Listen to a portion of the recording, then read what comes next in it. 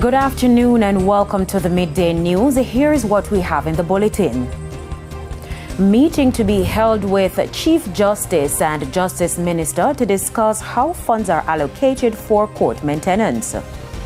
Legal and Constitutional Affairs Minister recommends Integrity Commission law be rewritten. And later in sports, West Indies women captain confident ahead of World Cup semi-finals. Thank you for joining us. I'm Kerry Simpson. Here are the details. A meeting is to be held with Chief Justice Brian Sykes and Justice Minister Delroy Chuck to discuss how funds allocated for the judiciary should be spent for maintenance of the courts.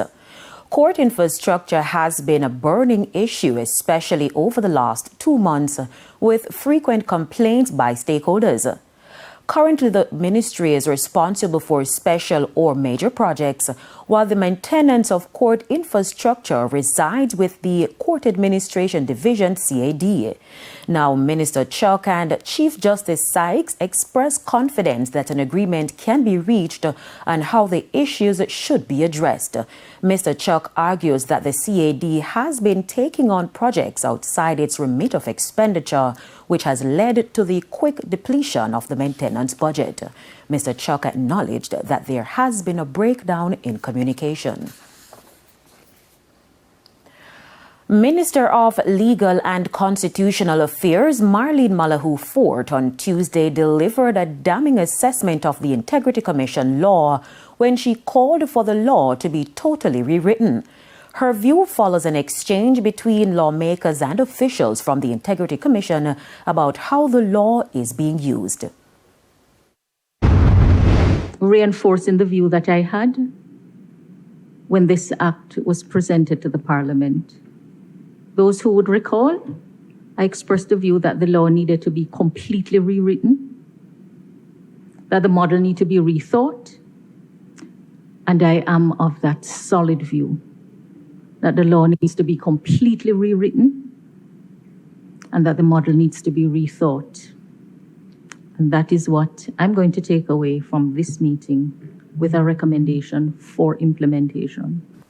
Lawmakers in particular, believe pieces of the law are problematic, including sections about who the Integrity Commission is accountable to and whether the entity should be open to being summoned to Parliament by committees. They also want Where to we know are right now is that we have identified a number of provisions which are capable of more than one meaning. They are equivocal in meaning. And you want to get to a point where you are clear, you're unequivocal in meaning. And I don't think we should be seeking to pin anyone on a particular interpretation. More Jamaicans are set to benefit from the government's Indigent Housing program. This after local government minister Desmond McKenzie announced that the program will see an expansion. With over 160 houses handed over since the inception of the government's Indigent program, local government minister Desmond McKenzie says they've got an additional $250 million to put a smile on many more Jamaicans' faces. McKenzie, who was speaking at a handing over ceremony in Westmoreland recently, where he gifted 2 indigent homes in Belvedere and Grange Hill. We are going to be expanding the Indigent program because we got an additional $250 million. And presently, we have about 8 units that is to be handed over, 2 in MP Mark Golding's constituency in the Carpet area, 1 in my constituency, and we have 3 in St. Thomas, an additional 1 in Portland, in Hanover, to be handed over. He says they've spent over $30 million in Westmoreland under the program. This is an obligation, this is a responsibility of local government to provide indigent housing solutions through the Poor Relief Department and the various municipalities. And we have built more than 100 of these housing solutions across Jamaica. The Indigent Housing program was designed to address the housing difficulties faced by the poor and most vulnerable Jamaicans. The houses are made of concrete for longevity and sloped roofs that enable rainwater harvesting. Basic furnishing is also provided. We have done more than 100 indigent housing since we started this program.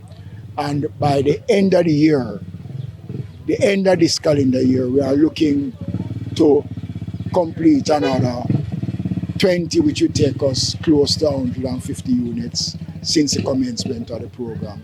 Meanwhile, Mayor of Savannah Lamar, Dan Ray Delancey, in whose constituency one of the recipients resides, lauded the minister for the initiative. Under your stewardship, sir, but I think this is one of the better things and coming out of your ministry, and this is something that we all should commend.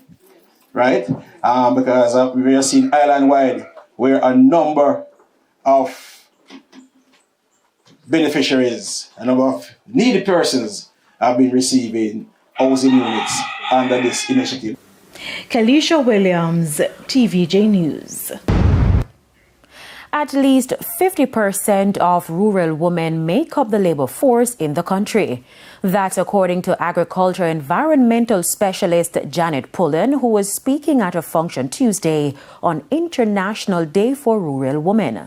The function was put on by the Ministry of Culture, Gender, Entertainment and Sport. Mrs. Pullen says women continue to significantly contribute to the economic growth and community development. Persons who do the value chain, that means the processing and the marketing and the management, leadership, are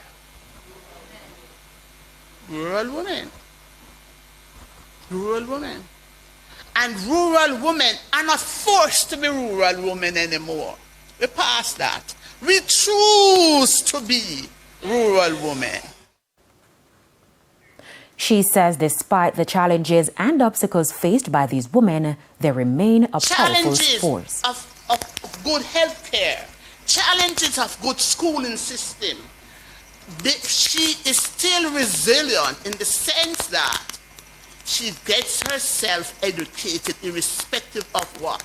So, every time there's an opportunity for her to go get some training, she's going to navigate her challenges to get to that training. It's time for a break. Stay with us. More local stories when we return.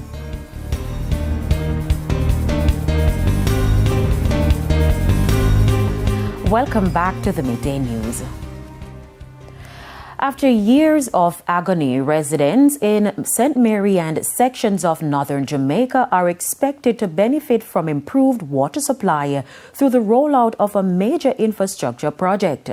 Member of Parliament for St. Mary Western Robert Montague raised the issue during Tuesday's Standing Finance Committee of Parliament, which examined changes to the budget. The housing scheme in Eden Park, yes. Jacks River, St. Mary, yes, was built without any provisions for water supplies.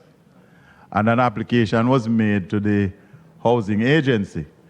And a meeting was held with the residents that funds would have been in this supplementary budget to treat with that situation. A provision has been made to the Housing Agency of Jamaica in the amount of $129 million in response to their application.